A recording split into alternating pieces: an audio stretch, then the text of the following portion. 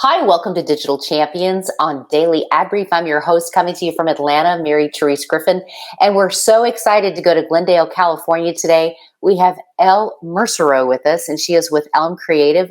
Elle, thank you for being on the program Digital Champions today. Thank you so much for having me. This is awesome.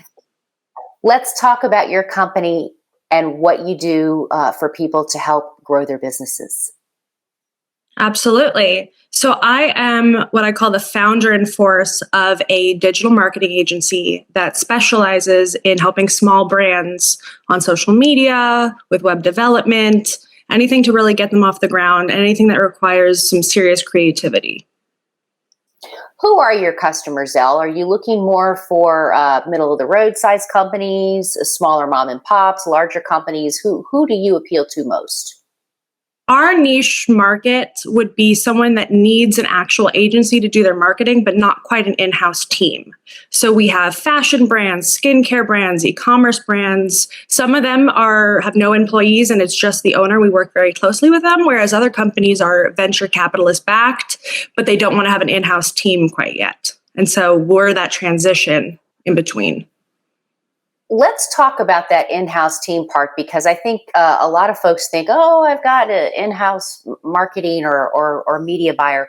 Why is it a good idea for them to consider partnering with your company to make that road to success even better? Great question. So there's a couple different ways that works. One is by hiring us, it's less expensive than hiring full-time employees in-house. So it's, more economical.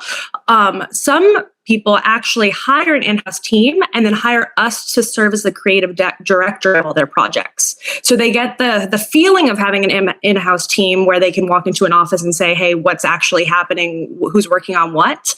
Without having to pay for the expertise of someone like me to work full-time for them. Whereas on the other side of things, you can hire us to handle everything for you. And in that case, you're getting the quality and the experience of kind of having an in-house team, but for less, money and more affordable for small brands. Hey, can we talk about content in digital marketing? Because it's so crucial that you have the best and most creative content. They say content is king. Why is that so important? It's all about engaging your audience and setting yourselves apart. So whether it's creating better photos or videos, really finding something where people can recognize your brand, that if someone else posted the photo, they'd say, hey, wait, that's from that company that I heard about last week. Or in some cases, depending on what platform you're working on, creating engaging content actually gets you exposed to more viewers by, Instagram, for example. The algorithm is important. So if your content is more engaging, you'll be seen by more people. Is there something that seems to be the most difficult to convey to a new client about digital marketing? Because it's come so far over the last, 10, 15, 20 years. What is the one thing that you really wish people would understand about digital marketing? That it's important. I have lots of clients come to me and they're still on the fence about whether or not they want to pursue that as a marketing venture. It's not optional. Every company needs it. Every brand needs it. Even some personal brands need it. And when it comes to that, a lot of the times they think that they can do it themselves because they see people using social media for personal reasons. And I think the biggest thing that they need to can understand is that there's a difference between social media for personal use and social media for business. And there is an expertise that's required to do that correctly. And how important is it to spend those advertising dollars not focusing on what you just like? I came from an era in television where people would spend their advertising dollars on a particular show because they like that show. Probably not the best idea and best use of money. Correct. You have to find your audience. So you have to, rather than think about what's worked for other companies or what you've heard has worked, you have to think about who is my audience and where are they? Are they looking at brands that like fashion if they're selling fashion? Are they looking at skincare lines? What is the engagement rates of those people? And especially when it comes to influencer marketing and potentially hiring influencers to promote your products, it's not just about, having a high number of followers or a high number of engagement.